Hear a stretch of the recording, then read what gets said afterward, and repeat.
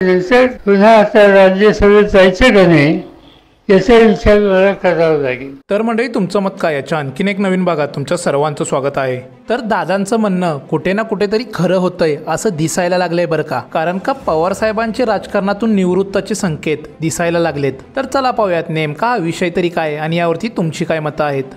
मी खात्री एवढीच देऊ इच्छितो, मी सत्तेमध्ये नाही, राज्यसभेत आहे आणि अजून माझं 1.5 वर्ष आहे। त्या 1.5 वर्षाच्या नंतर पुन्हा आता राज्यसभेत जायचं का नाही याचा विचार मला करावा लागेल। लोकसभा मी लढणार नाही, कसलीच निवडणूक लढणार नाही।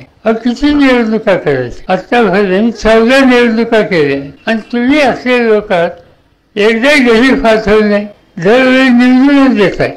तर नितेश यांचं असं म्हणणं आहे की खूप कमी वयात निवृत्त होत आहेत साहेब, अजून थोडं थांबायला हवं होतं। मला एक प्रश्न पडतो, आम्ही नेमकं काय करावं हे सांगा। राजकारणच सोडून द्यावं, राजकारण संन्यास घ्यावा।